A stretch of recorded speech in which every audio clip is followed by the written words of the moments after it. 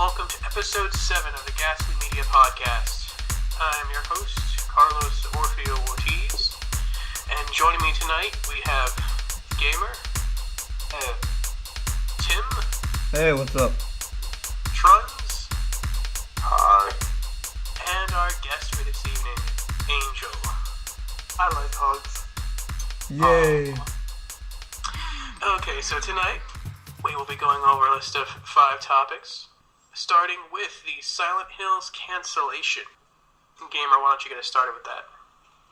I'm pretty sure no one's happy to hear about this. It's like not only that so many people have pissed off. Konami's just going downhill from here. I mean, a lot of Silent Hill fans were looking forward to this, and like I'm pretty sure even non-Silent Hill fans were looking forward to it. A lot of people even bought a PS4 just for this game, provided it was going to be a multi-platform game. But like the demo PT was only on the PS4 for up until last week. Yeah, I think they pulled a PT demo already, so that stinks for everyone else looking to play it that hasn't already gotten a chance.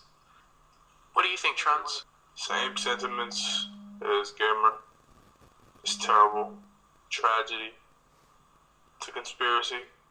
It's awful. Every word in the book were bad. Terrible, man, honestly. And generation that looks like it's going to be short on a lot of great games. You would have definitely needed another one like Silent Hill. After playing the PT demo, I thought it was pretty cool. And I was interested in more, but now that's all shot to hell. So thank you, Konami, for nothing, like always. Closing thoughts, this is terrible, and I hope they continue it because they have a Kickstarter up to continue it. I think they have like 500,000 signatures. They're trying to get to 3 million or something. It's like a petition or something. Yeah, not a Kickstarter. Yeah, I hope they get to their goal to keep this alive. I would have loved to see what Norman Reedus could do as a video game character. Would love to see what Guillermo del Toro's vision as a video game director, as opposed to being a film director. And I would love to have seen Kojima do something different. But once again, that's all been shot to hell. Thank you, Konami, for nothing. Yeah, it is a tragedy. I'm a big fan of at least the first 2. Hideo Kojima, of course, with the Metal Gear series and Zone of the Enders. And then Guillermo del Toro, he's one of my favorite directors, with The Devil's Backbone, and Chronos, and Pan's Labyrinth. And then Norman Reedus, I know him from the Walking Dead series. I've kind of seen, I've seen quite a lot of those episodes. And he's an interesting character, so the combination of all 3 I think would have been great. And based off the Silent Hills PT demo, that looked phenomenal. I never got a chance to play it, unfortunately. I still don't have a PS4, but I've watched a lot of that footage. And so the fact that the real project is being just canceled is heartbreaking, especially to hardcore Silent Hill fans who are really looking forward to this. And many people say that since Silent Hill 2, the series has kind of been on decline, and this looked like it might have been the installment to really turn things around. But it doesn't look like it's going to happen. And like you, Trons, I hope that petition works out. I hope Konami listens. I hope, even though Kojima's not going to be with the company anymore, maybe they can work something out where they bring those 3 back and finish the project. But who knows? We'll see. What are your thoughts, Angel?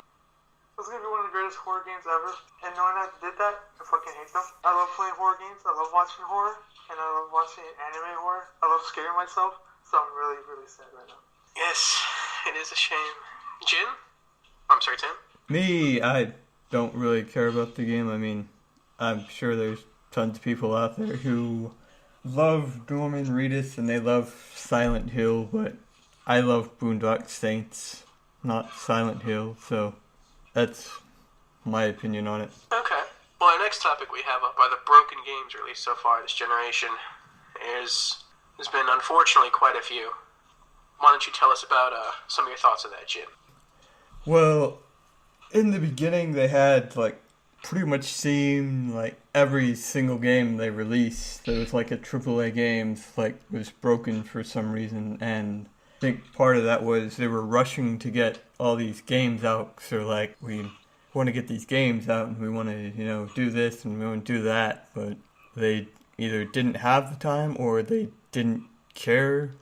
So, but it looks like, with some of the delays on the games that they're actually starting to take that into account. So like, well, maybe we shouldn't be doing this because people are going to stop buying our games. So like, oh, it's another broken game, let's not buy it. I think they're kind of taking that in consideration now. Yeah, hopefully.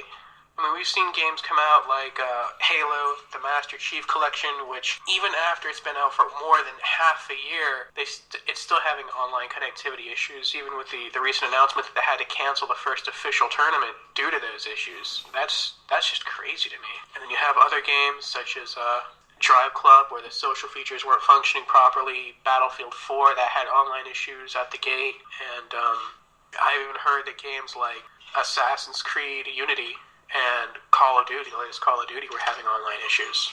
So hopefully the developers and the publishers will take the necessary time to get all those issues ironed out in the future and start learning from their mistakes. And hopefully gamers will stop purchasing those games at launch, though I can definitely understand the want to go out and pick those up, especially if you're a huge fan of the franchise. But try to wait for the reviews, try to wait for the user reviews especially, and get those comments about whether the online's functioning, whether there's a lot of graphical glitches and whatnot. Gamer, I know you've had experience with at least one of those games, Assassin's Creed. What are your thoughts? Well, for me, I can't really recall Assassin's Creed being too broken for me, aside from people saying that there was frame rate issues. It's like that was clearly evident. There were glitches here and there. None of them were really game breaking for me, but like a couple of the games I have had issues with were NBA 2K15. There was a shit ton of trophies that wouldn't unlock. GTA 5 had like missions that like wouldn't unlock for me, and so it's like the PS3 version of that game ran fine, but the PS4 version was like broken. The brief amount of time that I had Call of Duty, it's like one of the trophies. One of the little things I had to make progress in the unlockables wouldn't unlock, and like I did everything in the game to make that happen, but like it just didn't work. And then then to actually get the trophy that I needed for that, I'd have to like start the whole game over again, and like I'm not gonna do that. Yeah, I've run into a couple of games where the trophies are broken, and I've literally had to play the entire game all over again just to unlock a trophy. But yeah, that can be really frustrating. Angel? I haven't really bought any broken games, to be honest with you. Ah, then you're fortunate. I just got lucky. Well, that's a good thing. I mean, running across a game where the online doesn't function when you're really big into multiplayer, or just wanting to jump into single player, but frame rate stutters, or there's trophy issues, especially if you're a trophy hunter. That's just terrible. Yeah, like gamer. What about you, Truns? Broken games? Yes. Publishers releasing broken games this generation. What trouble it caused. This is not a generational problem. This has been a problem with gaming for the last 2 or 3 generations, in my opinion. Speak on. The reason why I'm not shocked, or I can't say I'm not angry because I always am, stop buying their game. It's as simple as that. I've said this thousands of times. If you listen to the podcast, any moment, I've said that as an analogy. When your girlfriend cheats on you, and you continue to take her back, and she promises that, I'll never cheat on you again, yet her behavior does not show that, then you'd be a fool to take her back. Same situation with this. These companies tell you, we're going to work our hardest, but at launch, guess what? Servers don't work. We're going to work our hardest. Guess what? Glitches in the game. We're going to work our hardest and fix these issues. Guess what? Can't even connect. It's ridiculous. Halo Master Chief Collection still doesn't work. 2K15, 2K16, 2K whatever the hell you want to call it. I love that game, but I don't buy those games at launch.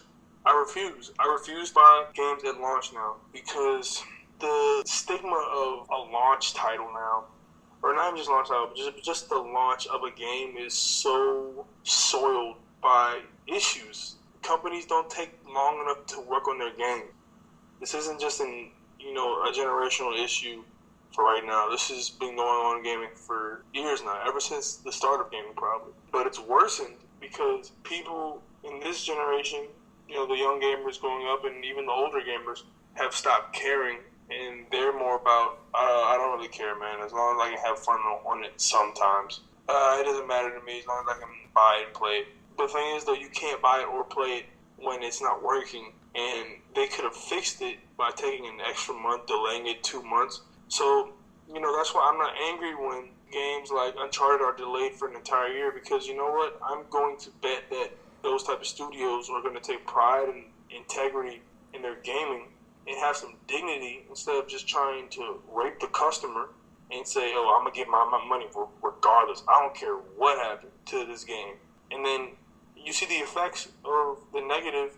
The negative is you get a game like that Master Chief Collection. It's ridiculous, man. It is absolutely horrible how those gamers over there cannot enjoy an amazing value simply because 343 Industries or whoever the hell made that game didn't take an extra 2 months, an extra week, an extra hour. Doesn't matter. All they had to do was put in a little extra work to make sure that their title worked. And until they start working, stop buying these games. Stop it. Stop it. You're a part of the problem if you continue to support people who don't care about you. I'm not saying that every game has to be 100% perfect, smooth, flawless, because even the best games have issues. I'm not saying that. I'm saying that if a game deliberately is put out there early, knowing that it has issues, and the developers don't really care about it, and there's a difference between a little bug here and there and just absolutely atrocious, just atrocious like frame rates, terrible bugs. On Assassin's Creed, I remember they had this one glitch where dude went off the map, and it kept happening to this guy, and they had a lot of reported issues about that type of stuff. That's not quality gaming. That's just putting money down to be disappointed. So in closing, if you really care about the state of gaming, you honestly care about your dollar, then stop supporting games who consistently let you down and disappoint you, because the only thing that will lead to it is disappointment and letdowns. Well said. I agree. And back in the day, you're right, this isn't a generational problem, but it seems like people have become more accepting. I mean, back in the day, you released a game that didn't work. That's it. It crashed. But it's like today, people know, like, oh, the game can be patched online and the game will eventually work, but that's not always the case. Sometimes that only does so much. Yeah. You only works through the internet for only a little bit. You know what I'm saying? To actually fix the game, it has to be within the studio. You have to actually go inside the game and inside the disk data and change it inside your software. You can't just upload something to the internet and like fix everything. It's not going to work. Yeah, sometimes it's still an impossibility, or sometimes it does happen, but it can take months to actually happen. That's a shame. It shouldn't be that way. So yeah, stop buying the games. But our third topic for the night is Batman Arkham Knight Season Pass. So it looks like it's to come with some skins. It's going to come with some extra story content, which is pretty cool. But the cost is the issue. So it's $40. The game itself is going to launch at $60. That's almost like you're buying 2 AAA games. $20 shy of 2 AAA titles. That's a hefty fee. Now, no one really knows what else is going to come with the season pass down the line. If it's more story content, if it's more extra characters, then that may justify it for some people, especially if you're like a hardcore Batman fan. But I question what else they could add to the game post-launch that would really justify that kind of price tag. What's your take on the game? Honestly, I don't really care too much about the bells and whistles part of it. Meeting the extra skins and like the challenge maps for Batman as the previous games have gotten, and so far I really don't care about the story missions that they're adding either, because one is it's like the pre-story of like Batgirl or something which takes place before Arkham Knight, and there's like missions after the story, and where you play as like side characters. I would assume would be Robin and Batwing and whatnot. And Slime's like that. That's just spin-off stuff. And Slime's like, I would like story content, but like irrelevant story content isn't worth buying to me. And like the skins is just like, like I said, bells and whistles. So hard. The season pass is irrelevant, and maybe just buying some of the story things or whatever that like someone cares about will save them money from buying the full season pass. So like I'll probably skip the season pass entirely. DMA? Trunks? Let me start out by saying that I think season passes are whack. I think a lot of them are whack. I don't know why. I probably have a very uneducated opinion about it, but I don't see the need. First off, let me preface that by saying the reason why I think season passes are whack for those who get, panties in a bunch is more often than not DLC is trash. More often than not, DLC is literally just, oh, you get an extra character skin. That's worth $20. It's like, it's not. Like, that's not worth, 3 maps. That's not worth $10 each to me, dog. If the maps aren't, on Uncharted and on, Mass Effect, where they're interactive maps, you can do stuff with it, I'm not trying to pay, $10 each for that. Quality DLC to me is The Last of Us Left Behind. Quality DLC is the Ballad of Gay Tony and the Lost and Damned on GTA. And I believe those were, 20 each? If someone can fact check me on that in the comment section, or if someone here can fact check me on that, I believe it's 20 each. So if that, in fact, is true, you mean to tell me that your Batman Arkham Knight Season Pass is worth basically two GTA games? You out of your fucking mind. That is just ridiculous. $40, dog? First and foremost, their game, in my opinion, Arkham Knight should be $40 just flat. It has no multiplayer, unless I don't think it does. I don't think it has no multiplayer. If it does, it is $60. But if it doesn't have multiplayer, in my opinion, games that don't have multiplayer should be $40. So that's point number one. Point number two, why this is so irrelevant to me, is because, like I said, DLC is trash. Point number three being, I only care about Arkham Knight for the main game. I am not interested in the DLC unless it is life-changing, unless it is something really cool, Nightwing DLC, or side missions as Robin and, Batman, and I'm getting this for a reasonable price, $5, $10 for, all that. Okay, yeah, great. I could do that. $40 is completely unreasonable. And once again, it's another case of companies thinking they can tax gamers just because they put a name to something. Don't if you keep falling for this stuff, you're gonna, all you do is send a message to the company that, yeah, I like being bent over this table. Please take everything, take all of it. So please, to all the gamers out there, if you are thinking about buying this for $40, ask yourself, really, can I just wait probably 2 or 3 months and get the Game of the Year edition for $60? All this content. Season passes to me are just another way to tax gamers, and just the ideology behind them are just so whack because a lot of the content isn't even worth it. Buying a season pass, unless it's priced very reasonably and the content is good, I don't support them because the ones that I've seen have been $30 season passes and it's like 3 maps and a skin. That's not worth $30 to me. The content has to be right, or otherwise I'm not going to buy it. And in this case, the content is horrible and the price is atrocious. Next question. Yeah, I agree. But we'll have to see what the rest of that content's going to be. But, like you said, and like I was saying, I don't see how they're going to really justify it. Tim? Well, first off, say $40 for a season pass is pretty ridiculous. Especially given, the last 2 games they did. They didn't actually have voice actors for Nightwing, I think. Nightwing. Yeah. It was basically just reskinning them and, giving them new weapons, things like that. But I can kind of see, where they charge $20 because $20, $30 if you hire voice actors and get a bunch of DLC, story DLC, not just skins. But given the current situation, I'm definitely not paying $40 to buy, a pre-story, which I'll end up buying the pre-story probably because I'm curious about it, and why not? If it's not insane amounts of money.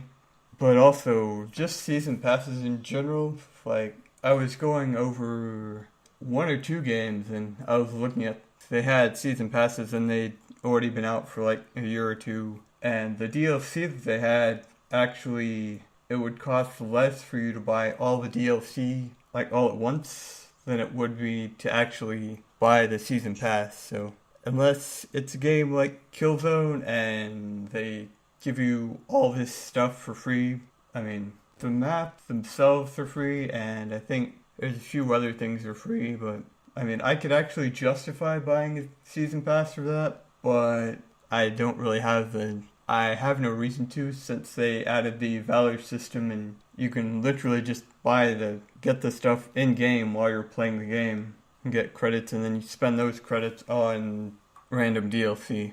I don't really see the point if you're just gonna be like, oh, here's a skin and here's, a challenge map, which I did like maybe one of those. So I think that's kind of ridiculous. Yeah, that's a good point. If you just pick up the game just because you just want to experience the core of what it's supposed to offer, then the season pass makes no sense for that kind of buyer. So that's a good point. Angel? I think, no, the only season pass I think is worthy right now is just the combat pack. Just because I get 4 brand new characters fleshed out with free skins for every one that comes out. Everything else that all of you guys pointed out, very true. It is stupid. There's no point of those. That's all I got. Okay. How much is that combat pack? $29. You get Jason Voorhees for free, you get Predator for free, you get Tremor for free, and you get Tanya for free, along with skins for every other character. Okay, that's cool. We'll get to that in a little later. But that sounds like possibly a better deal, especially since it's cheaper. But our next topic, Call of Duty Black Ops 3. There's been a new trailer out that's come out recently, and there's also a rumor that this go-around, the timed exclusive DLC that normally lies with Microsoft, is actually going to be PS4 this time. No one knows if that's true or not. Trons, what do you think? That doesn't matter. Time exclusivity is stupid. I mean, it doesn't really matter. If you're that pressed about it, then I think you're gaming for the wrong reason. Like, it's literally 2 months between when they come out. That's nothing. And the maps are usually garbage. So, there's nothing to even really get hyped about. Black Ops 3, though, they're like, Treyarch and all those studios who make Call of Duty, they're in a very peculiar situation. A lot of those developers, they need to revert back to what made Call of Duty popular, in my personal opinion. Well, what made Modern Warfare come one of the best games of that generation was the fact that people thought it took skill. No, I'm sorry, not thought. People had to use skill, people had to use precision, and people actually had to know something about the maps to actually do good in it. And then after that game came out, Call of Duty kind of found a rhythm, and they took the worst parts of that game and said, you know what? Let's go ahead and capitalize on the parts that people think are funny about, Call of Duty, and the bad parts like the noob cannons, the camping, stuff like that. They took that and ran with it to the point where the entire game became nothing but that. So when I'm looking at the Black Ops 3 trailer, I'm not that impressed. And I'm not even saying that as a person who doesn't like what Call of Duty is, because I used to be a really big fan of what it was. So this is coming from a disheartened, one-time fan. So I don't really appreciate how they're becoming Crysis, Titanfall with their new games. They're getting way too futuristic. They need to strip it back to what Modern Warfare was and take the best parts of all the games that have come out since then and actually give us a product that we like. Because the most people I know, they always go through this phase of Call of Duty. They go through this cycle of they get it, they love it like it's the greatest thing on earth. A week later, they hate it, they trade it in, a new Call of Duty is announced, and the cycle literally continues. So to break this cycle, to actually have people love your game for an entire, I'll say 2 months at least, you need to revert back to what made it popular, and that is stripping it back and making it about the skill and making it about your squad. So Black Ops 3, I wish it nothing but the best, but I just don't see it being the revival that Call of Duty needs because they're just falling down in sales every game, but it still sells. And it's like, once again, those people who consistently think, you know what, it's gonna come back. I'll buy this one. It's gonna come back. Once again, stop taking back your girlfriend if she cheats on you multiple times, dog. She's not coming back. Yeah, I agree with everything you said. As far as not really caring about as far as a timed exclusive DLC not really mattering, I would say that's true. You just be patient. Now, there are those Call of Duty fanboys out there, especially those Xbox fanboys, that will flip when they hear this news. And I'll call out PlayStation fanboys too. It's just that this go around, if that's true, the they're getting that Xbox gets to exclusives. Shots, sorry. Yeah. No, that's fine. Yeah, but that's true. I mean, just, be patient. Wait, it's not that big a deal. As far as Call of Duty Black Ops 3, I saw the trailer. I thought the trailer looked good. They always look good, but, Yeah. So the Transformers trailers, man. And what those turn out to be. Good point. As far as the multiplayer objectives, I think, and I don't want to take it off tangent here, but I thought Killzone, at least Killzone 3 and Killzone 2, I thought did objectives online really well for team-based stuff. With Call of Duty, it seems like you don't necessarily... It seems like playing objective is nice. Playing objective helps. But it seems like most of the time people just run around shooting each other. And, that's just my observation. When you get really deep into the meta of the game, that might not be true. But that's just coming from my perspective. So, what do you think, Angel? You play Call of Duty? That's all you say. Well, you know why the rumor about all this stuff coming to PS4 first, though, right? Because I believe the sales for PS4 Call of Duty, they were like leaps and bounds higher on PS4 than they were on Xbox. So, I mean, think about it. Which one are you going to go to first? Be like, oh yeah, there's lots more people over here, so why don't we just give these people, timed exclusive and whatnot. I mean, granted, it's a timed exclusive, so it doesn't really matter, but we're going to give it to these people over here first, because there's just, so many more of them. And then, later we can be like, oh yeah, here you go. We don't really care about you, because there's, so less of them. See, and that makes sense with a larger install base in the PS4. But it's and I don't know if it's ever been proven before, but people have always assumed that Microsoft was paying for that timed exclusive DLC. So it's I don't know, maybe Activision saw the difference in install bases and they were like, hey, Microsoft, we'll still give you that timed exclusive DLC, but you're going to have to write us a much bigger check this time. And Microsoft might not have looked at those numbers and been like, nah, we'll pass. So, yeah, that could be it, Tim. Gamer? I think the only people that the time exclusive DLC would appeal to would be, of course, the console fanboys. And with that, a lot of Call of Duty players, I believe, did come from Xbox and now are on PS4. But with the Call of Duty in general, it's I'm not looking forward to this one. I never really have ever since Call of Duty 4. It's I've only bought Call of Duty 4 and Modern Warfare 2. I unfortunately gave Advanced Warfare a chance. I got bored of it within a week, and from the trailer for Black Ops 3, I feel it's just Advanced Warfare 2, and they've added the wall running from Titanfall. It's that's the only new feature that they have, and I don't know, new kill streaks or something, but that's nothing special. So I was my favorite was Call of Duty 4, mainly because pretty much everyone basically had the same weapons and kill streaks and whatnot. So it's everyone was on a level playing field, and that it was more dependent on skill rather than camp here and trying to get a kill streak. And it's Yeah, I'll agree with you. I mean, I remember seeing the E3 trail of Call of Duty 4 Modern Warfare, and that was just crazy. Everyone's jaws were on the floor. I haven't seen a reaction like that at E3 at a trailer premiere since before that would be Metal Gear Solid 2, to my memory. When people were just completely blown away. So yeah, was there anything else that you wanted to add, Tim? Not really. I mean, at one time, I sincerely enjoyed playing, Modern Warfare 2, I believe. I went through the story, and, I liked the story, and I played, Modern Warfare and Modern Warfare 2, World at War, and Black Ops 1, I believe. And I played all those, from easiest to hardest difficulty, and I beat them all. And I didn't play Black Ops Online all that much. I mean, I didn't actually buy the game. I went out and rented it. And then, because the story's only like 5 or 6 hours long or whatever, I just want to know what happened. And then I think that's the point where the online portion of the game kind of started being really bad in terms of like connectivity when it first came out. So I'm just like, I'm done with that. Yeah, there are those people who really don't care about the online. They just want the game to experience the single player part of the story, like me. I'm just not that competitive. I'm not that big of an online gamer. So yeah. Alright, our final topic for the evening.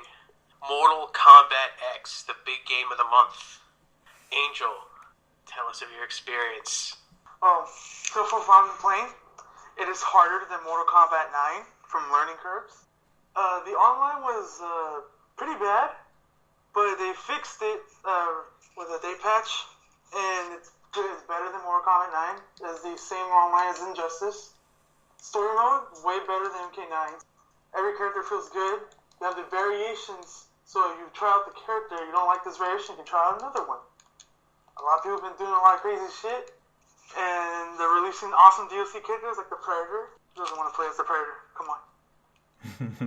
Jason's alright. Tremor is better because we've never really seen Tremor in a Mortal Kombat game ever since the PS Vita version of MK9. And more patches are coming soon to make the online even more better. Boone confirmed it because he thinks it doesn't feel that right yet. There's living towers. But, it's not as great as the challenge towers, but they change them every day or a few months. And yeah, this is pretty good so far. I'm loving it a lot. Now, what did you mean when you said the online wasn't that good, but they patched it? When it came out, it was really hard to connect. It was hard to find some people. So when it first came out, it was pretty blah. But when the game finally came out, like on the day where it's supposed to come out, they did a patch to help out PlayStation 4 and Xbox One to run the online a little bit better. And it does. But Boone still thinks it's not that great yet, so they're working on it. If you watch the combat pass or whatever they call it, their podcast, their Twitch. If you watch that, he said everything on it. You can watch it right now on YouTube. They have their own YouTube channel. They just uploaded it. Okay. Trends, are you ever going to get the game? Yeah, I will. What is your guys' thoughts on it? From what you guys saw from YouTube videos or commercials? What I hear it's the best one since part 3, I believe, what my friend said. My friend is like 36 years old, man, grew up playing with Mortal Kombat. He's a hardcore fan, been there since, I believe, I don't know if Mortal Kombat came out in the 80s or 90s, but I don't know if it came out in the 80s, but I know it came out in the 90s. So around the original Mortal Kombat when they came out, my friend Beezy, he has said that this is probably the best one since part 3. I don't know when part 3 came out, but that's saying something for a classic Mortal Kombat fan because he didn't like the ones in between. Thought they were too, arcadey, and that's funny to say because a lot of them were arcadey. But I'm interested in the game because I like the fatalities. Those are hard. Those are very hardcore. Very classic. I like the combat system from what I've played. I played like literally 10 minutes at my friend's house, and I was pretty much enjoying it for the whole 10 minutes. I played as Scorpion. Obviously, I had to try the classics. I had to try out Katana, Scorpion, and Sub-Zero. They were pretty good characters, so I will be definitely getting it. I can't wait to see how it plays after a couple hours. What's funny about fighting games is they usually get either better or worse after you settle in. I don't know what it is about it, but yeah. I'm excited about it, man. I really can't wait to play it for real. And I think the DLC is going to be very fun to see. I can't wait to see Jason's fatalities and Freddy's, his fatalities and brutalities, for sure. He's coming out tomorrow. Yeah, Xbox.com actually threw up a trailer for Jason X, which is pretty cool. I mean, not Jason X, Jason, which is pretty cool. Tim, do you play Mortal Kombat? No. I mean, I saw it at E3 whenever I went there, and it looked really good, and I was watching the elders react to Mortal Kombat fatalities, and that was pretty funny. And then I actually went back and watched the elders play Mortal Kombat, and it was pretty funny because, you have like these 60, 70-year-old guys and ladies, and they're all like sitting there like trying to figure out how to do stuff, and they're like, oh, how do you do this? How do you do that? And like, oh, let's do this. Yeah, let's do this. Blah, blah, blah. And I found that quite enjoyable. I might pick it up one day. Gamer? Mortal Kombat. I did pick up the last one, and like I got bored with it pretty quickly. It's like in general, fighting games weren't really my thing. As far as fighting games, I mostly stick to Tekken, but Mortal Kombat X does look really good, and like I've been watching a couple of streamers play the game, and so I was like, it's fun to watch, but not fun for me to play. Fatalities are like amazingly gruesome. Yeah, they are. And it's and like I'm looking forward to when like Jason and Predator to come out just so I can watch their fatalities and brutalities on YouTube. I mean, it looks like a good game for fans, but like for me, I'm just not into it. Mm-hmm. Yeah, Senpai. For me, I like Mortal Kombat. I like Mortal Kombat 1, and I like the look of Mortal Kombat 9. I like the look of Mortal Kombat X. I watch my roommate play it a lot. He tries to play as a Sub-Zero Grandmaster. I love the brutality, the gore of the fatality. I watch my roommate play Mortal Kombat X, as I was saying, and I love everything that I see. And so I definitely want to at least rent the game, perhaps buy it. I would love to play as Jason and Predator. I love the fact that you can hop into arcade mode and you can just play through that portion of it and actually see each individual's like end story instead of the actual campaign. I like the first person vault thing, and you're just unlocking like extra stuff, but the idea that you're exploring something in first person in Mortal Kombat game, I don't know, I think that's just cool. I'm not like huh? Oh yeah, the jump scares, yeah, like the wolf attacking you. That's some cool stuff too. As far as the online goes, like I've said before, I'm not that competitive online, not in a lot of games, but I would probably hop in and try that out too. So that has been our take on Mortal Kombat X, and that is our show for the night. We thank you for sticking with us. This is Ghastly Media. Please continue to follow us on our blog at gunsofthehellgas.com, our Twitter channel, Ghastly Media, and our main Facebook page, where you can find us at Guns of the Hellgas on Facebook. It's okay, you don't. Anyone else have any closing words? No, I'm just saying it's okay, you don't use Facebook. That's true, yeah. Okay, that is it. We will see you next time. See ya. See you guys later. Bye.